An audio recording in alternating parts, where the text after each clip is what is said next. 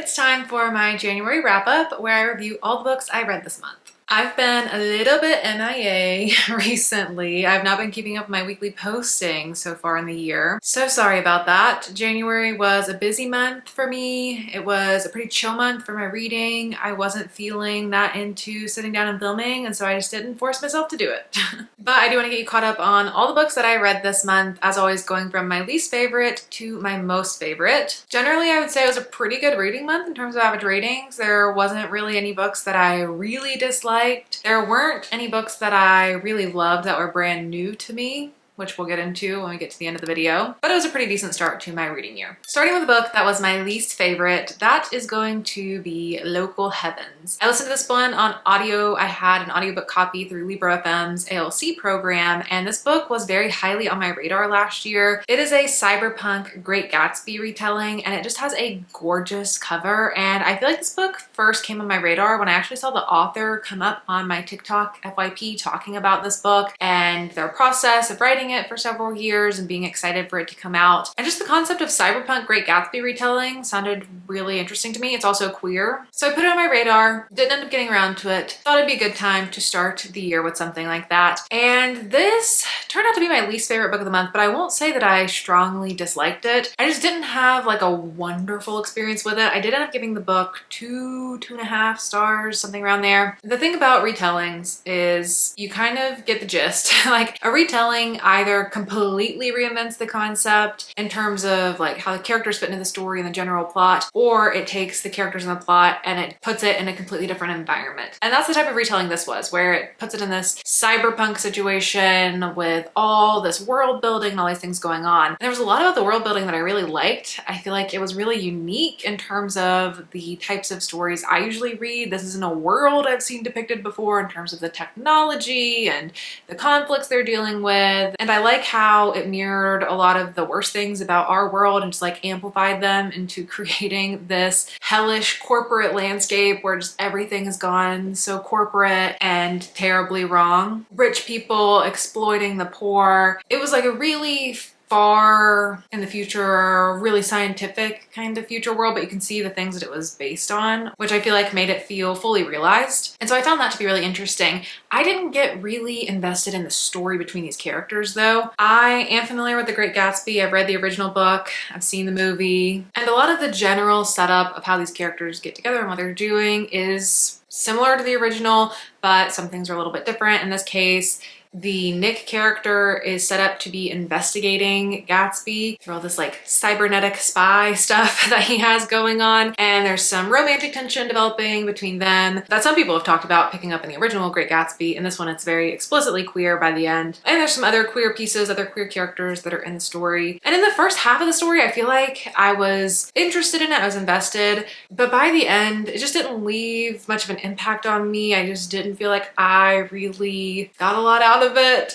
I do think this author is a talented writer. There were some passages that really resonated with me, which is kind of hard to do sometimes on audiobook. I feel like they don't resonate with me when I hear them as much as they do when I see them with my eyes and I read them over and over again. In an audiobook, I'm typically not like going back 10 seconds to listen to something over and over again. But in this one, I'd be like, oh, I really liked the way that they phrased that certain thing. So I think I would look out for future works from them, but this one just was my least favorite of the month. Next up is The Mysterious Case of the Missing Crime Writer by Ragnar Johannesson. And it turns out this is actually a part of a series. I think this is the second or third book in a series, which I did not know going in. And the second I finished this book, I was like, what in the world do you mean that's where the book ends? Why did it just end? It ends so abruptly and it does not wrap things up. I was so confused. Immediately go to Goodreads. Then I found out it's part of a series. And apparently this author's kind of known for this. He kind of like ends his books really abruptly on some kind of crazy thing that happens and it keeps you going to the next one. I don't know how I feel about that. This definitely could be read as a standalone. I read it as a standalone and you get the story, but knowing by the end that this was a series, looking back at what the other books in the series are about, I can see how the things that are unresolved and left as really strange questions, like why is this part of the story even in the story, connects to characters that you follow more deeply in other books, I guess. And then, you know, you'll continue to solve those larger mysteries across the series. There is a central mystery to this book that does get resolved, but there's some other stuff where I was like, why are we not resolving that? Which I did not know. So if you're gonna read this, you should should know. It's part of the series. This is an Icelandic thriller, and I feel like Icelandic thrillers have a very specific style to them. Typically, it's kind of like its own genre, Icelandic noir thrillers, sort of a thing. I don't read many of those, if ever, so I don't know how this compares to that, but it definitely has a bit of a noir feeling to it, has the writing style that feels reminiscent of a classic or golden age mystery. You're following a detective who is solving this case of a writer who has gone missing. And I would say I had an enjoyable experience with this book overall. I feel like while I was reading it, it was engaging enough. It kept me involved in the mystery. So it felt like a 3-star experience, but by the end, I just felt like it didn't have the full impact to be rated any higher than like a 2-star for me. I don't know that I would recommend picking this up as a standalone novel. It's doable. It's just not super satisfying and not unique enough to feel like any reason to really want to pick it up. I would probably just start from the beginning of the series if I were going to go through these books. I don't think I'll be continuing in the series. I would maybe look into the author again, but I really don't like how the story ended. That's just really off-putting for me and very strange. Next up is an ARC that I have, a book that's coming out in February. It's called How to Get Away with Murder by Rebecca Phillipson, and this is a debut mystery thriller. This is a book within a book story. You're following a detective who's following up on the murder of this young girl, and near her body is found a copy of this book called How to Get Away with Murder, who was written by this particular person. And so the detective is looking into that book, trying to identify the author, reading the book. So you're getting excerpts of that book within the story, trying to get clues about who might have written the book because they think that they might be attached to the case of what happened of this murder of this little girl. I would say this book as a debut indicates to me that this author has promise. I would pick up more from her in the future. I think it was well written. I was engaged in the story very quickly. I read the book very quickly. I think the story started really strong and then it kind of dragged a little bit in the middle for me when the case gets a little bit repetitive. And then the ending was strange.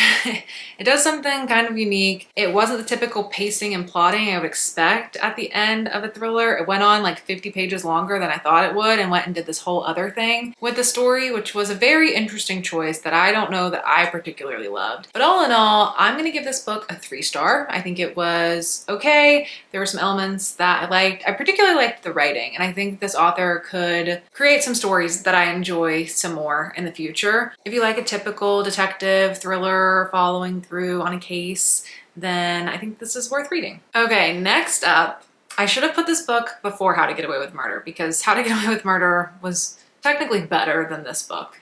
I didn't mean to go in this order. But next book is Heated Rivalry by Rachel Reed.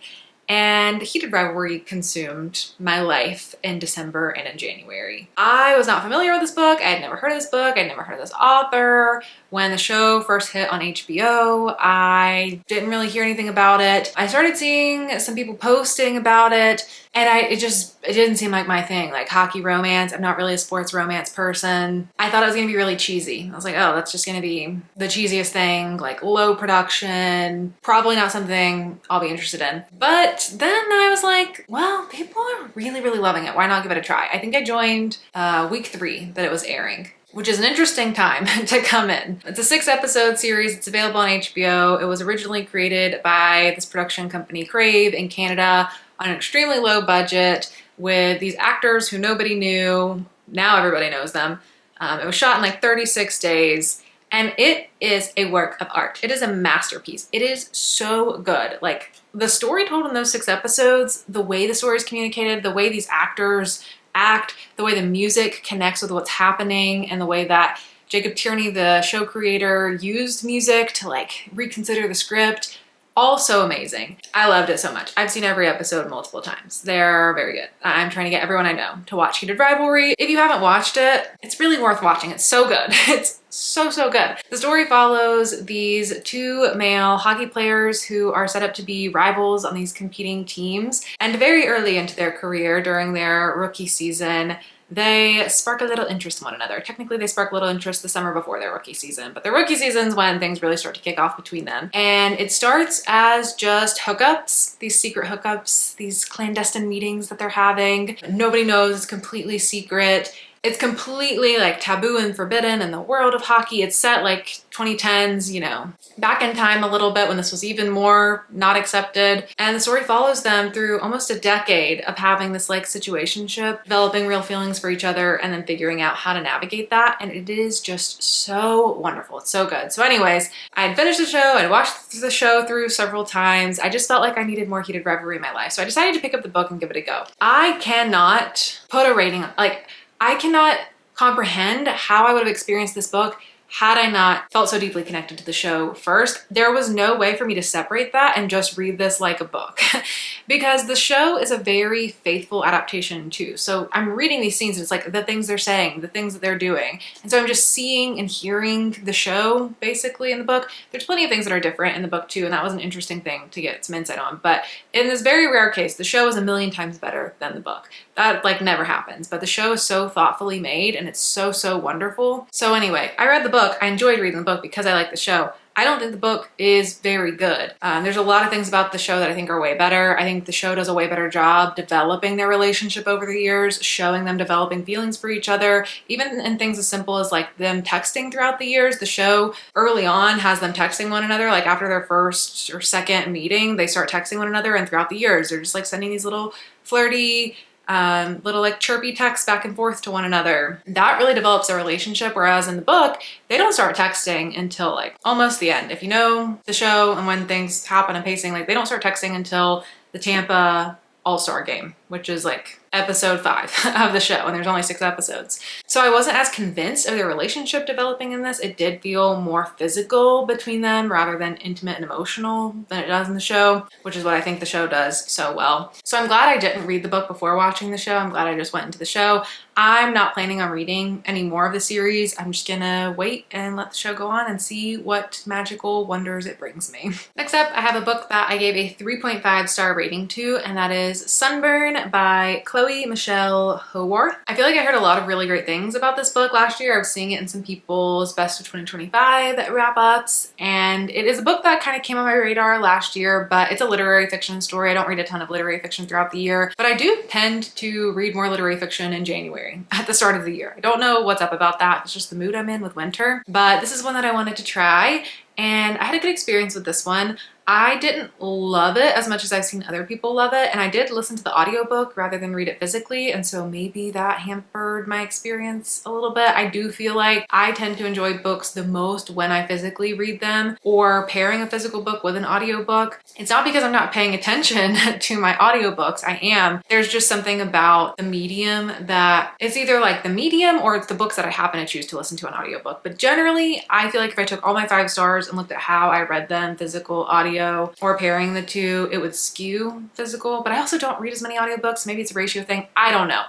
That's something that I would generally observe about my reading probably. But it was a really beautiful book. It is a coming of age story set starting in the early 1990s in Ireland, following these 2 girls who are part of a friend group who end up developing feelings for one another. Your main character is a girl named Lucy, and she grew up in a Catholic family, and she's got this guy best friend who everyone thinks she's gonna end up with. Her family's kind of telling her that, her friends are telling her that, but she's not developing feelings for him, and she's like is confused about that. It's mostly her navigating being confused about her sexuality as a young girl in this environment that stifles her from exploring her sexuality until she starts developing this obsession for her female friend Susanna, and she just really fixates on that. She's like, why am I obsessed with her? I don't know, like what about her? Why can't I stop thinking about her? Everything about her is perfect and beautiful and wonderful, and why can't I stop thinking about her? And is this normal? I think the story was a really great depiction of that feeling of trying to repress your sexuality and not wanting to explore that because you feel like you can't, your environment won't allow you to, it's not right, it's not what people want for you, it's not what society wants for you, and following that feeling of doing everything you can to try to push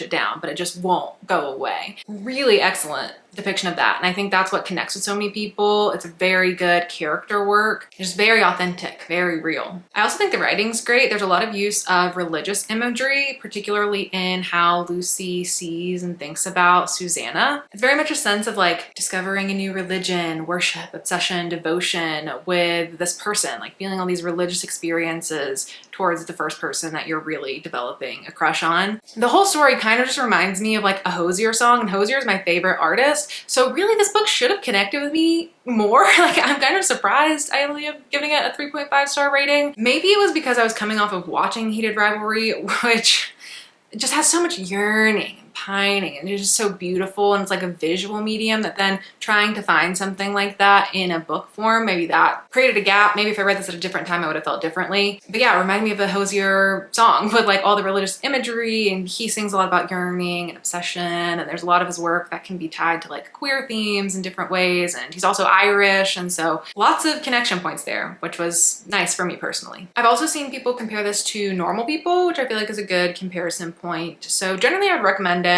I think it's well done, and I would definitely read from the author again in the future. Next up is another book I gave a 3.5 star rating to, and that is When I Kill You by B.A. Paris. I had an arc of this book on NetGalley from the publisher. It's coming out mid-February, so it'll be out very soon. I'm personally a pretty big fan of B.A. Paris's books. I've given everything that I've read from her either a 3, 4, or a 5 star. Mostly 4s, I think, is my most common rating probably for her books. I would definitely describe this as a popcorn thriller. It's very readable, it's very fast-paced, it's very engaging. I think I read it all in like 2 days, could not put it down. Really short chapters that you just want to fly through to piece together what's going on, and it has this like eerie, creepy thing to it too that I really like reading about. You're following this woman in the past and in the present. In her present day, she goes by Elle. In her past, her name was Nell. Something happened to her in the past, and she is trying to run away from that. She recreated her identity, she's trying to move on, she's trying to separate herself from what went on in the past. That is all a mystery to you that you're piecing together by reading the past segments that are interspersed with the present. In her present, she believes someone is watching her, stalking her, and planning to kill her.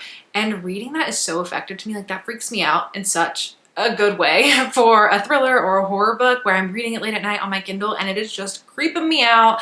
It makes me simultaneously want to not stop reading so I can see what's going on, but also makes me so scared to keep reading because it's freaking me out. And that is an experience that I enjoy. Only in my art. Only in my art. I don't want any of that in my real life, but you know, reading that or in a TV show, it's just like such an effective feeling, you know? You also get chapters from this unnamed stalker interspersed throughout the story as well. So again, just like adding to the eeriness and the sense of like someone watching her and trying to figure out who it is. My least favorite thing about this book, kind of similar to a lot of the books I've talked about so far this month, is the ending and the way it all wrapped up. Endings are hard to land, particularly in thrillers, and this one I did not love. I don't want to say too much at risk of potentially spoiling it. I don't want to say anything that gets you like thinking a certain way and then you're like, oh, I think maybe this could be why she said that and what that means. So I don't go too into it, especially considering the book's not even out yet. But generally I had a really good experience reading the whole thing. It just got a 3.5 because the ending didn't fully land with me. And so I don't think the book will be particularly memorable for me for a long time, but it was a very enjoyable reading experience for just looking for a quick thriller. I have had a lot of trouble with thrillers in the last year or two, and this is a fun one. It may not have had an ending that I totally love, but I had a lot of fun reading it, which is all I can ask for in these days. Next up, a book that I really enjoyed this month was Every Step She Takes by Alison Cochrane. This was also an arc that I had on NetGalley, but it came out last September, so I'm just a little late to the party on this one. But I've read several books from Alison Cochrane before, and I've enjoyed all that I've read, 4 and 5 stars to everything I've read from her before. So I felt like I had a pretty good chance of enjoying this one, and I definitely did. I really liked it. This is a queer romance book where you're following this woman named Sadie who is in her mid-30s, and she has gone on a billion dates with men. Her sister is always hooking her up on these dates with men and forcing her to at least give it the try of going on the first date and trying to kiss a few people and just seeing if she can get sparks to connect because her sister is just trying to find her a partner. And Sadie just does not connect with any of these men. She doesn't know why. She's just hasn't found anyone that she's felt anything for. She doesn't know what that means. She's just like tirelessly doing this and is thinking about trying to just find a way to not have to date at all anymore. Her sister is this famous travel blogger who gets the opportunity to go on this trip where you can take a very long walking tour of Portugal's Camino de Santiago, I believe it's called. Didn't know anything about this before, but it was a long trip. It was several weeks that they go just walking every day, some days walking up to 16 miles. But anyway, the sister was supposed to go on the trip, but she hurts her foot or something and can't go. So Sadie ends up going on the trip for her. And what Sadie doesn't know at the time that she joins the trip, she's gonna go and she's gonna write and do the blogging for her, is that it's a trip entirely for queer people And when she is on the way to the trip, she's on the plane and she ends up sitting next to this woman, and this woman's like kind of making her feel things, and the plane gets bumpy and she freaks out thinking the plane's going down. And so she just panic word vomits this speech to the person sitting beside of her, this woman, that she thinks she might be a lesbian. But the plane doesn't go down, the plane stabilized. It was just turbulence. And now there's like a little bit of an awkward vibe there. She's like, you just had like a near-death experience, coming out experience, question mark. What a time that was. What a unique event to occur. And it turns out this woman is also a part of this walking tour. And so now they're going to be together. And then they end up being roommates together.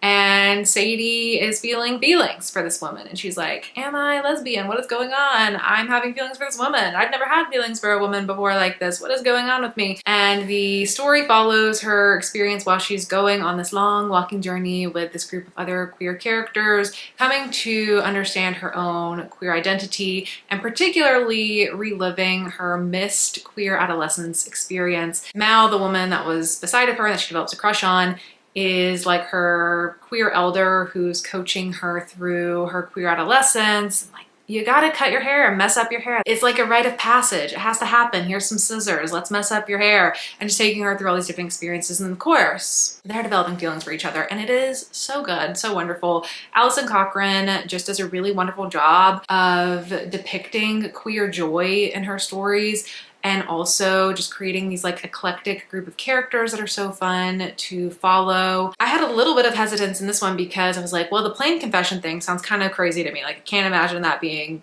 a scenario, but okay.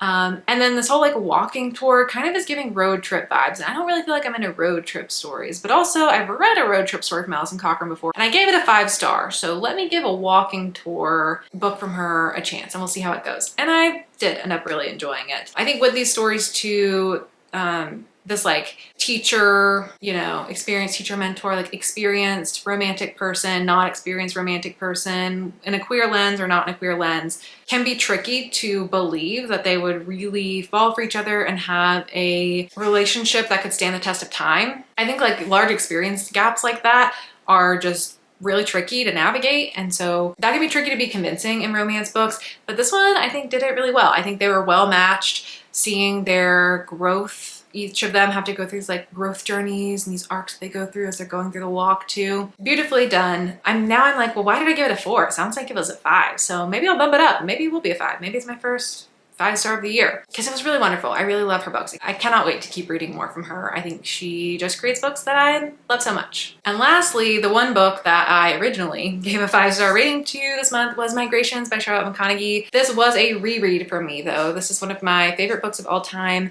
And I actually did a reading vlog where I was rereading this book. So that's my most recent video. If you missed that and you want to check it out, I go in depth about this book, about my experience with it the first time and the second time, and just what it was like to revisit a favorite book of mine, because I do not reread books very often. But this was my in-person book club pick for the month, and I had not read this book since 2020 or 2021. So I definitely needed a refresher. My opinion did change in some ways on the second read, but I do still feel like this has a really special place in my heart.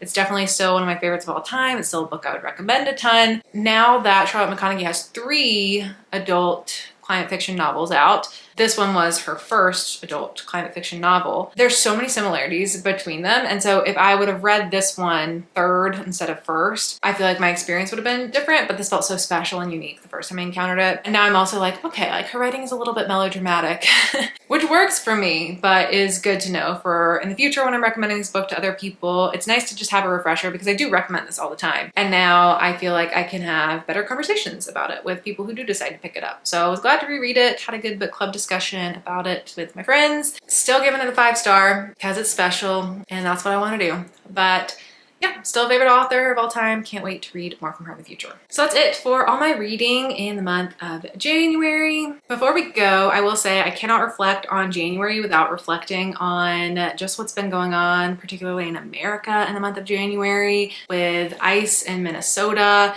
and the executions that are happening on our streets. It is absolutely insane. It is something you cannot comprehend. It is like the dystopian books you read growing up, and it has become a reality somehow. And I have been feeling a bit more hopeful lately with seeing just how many people are agreeing on that, despite what they might have said if you asked them about ICE a year ago. I think it has been so painful to watch. My heart goes out to the communities in Minnesota who are being affected. It's really affecting all of us here in America. It feels like nowhere and no one is safe anymore, but particularly for immigrants, people of color who are being targeted. It just feels like there's not enough words and there's not enough things that we can do. This deeply matters to me because I am a person. I can't imagine how it couldn't deeply matter to anyone, but if you're like, why are you talking about this? You're on a book channel, like just talk about books, don't talk about politics. I believe that reading is political because I just feel like I don't know how that conversation can be had anymore. I feel like that's really obvious. And even beyond that, like reading, the stories we read inform the way we think about things. It informs the way we develop empathy. And there's so many people that need to be having so much more empathy now. But I know there's a lot of people who do have that empathy. There's a lot of people who care. I've been seeing a lot of people talk about it, and that's been really inspiring to see that people might be changing their minds, which is needed, you know? All that said, if you are feeling so inclined, if you are feeling a little bit of hopelessness and helplessness and you're looking for a way to help, I have been really appreciating this website, standwithminnesota.com, which has been compiling a lot of resources and opportunities and options to provide mutual aid and donations. It really has curated a lot of options. So I would highly recommend checking that out and just seeing if there's anything that speaks to you, anything you want to share your time or your money, your resources, even if it's just resharing that with other people, talking about it with people in your life who are also, you know, expressing that they're upset, recommending it as a place to go to find some options, to put some action behind that feeling. I'll have that link below, down in the description below as well. Yeah, hopefully everyone can stay safe, stay warm, stay resisting, and I'm hopeful that we'll make it out the other side because history has proven that to be the case. And if you can't have hope, how else will you get through these times? So yeah, link down below if you would like to check that out. But that is it for me. Thank you so much for watching, and I'll see you all in my next video. Bye.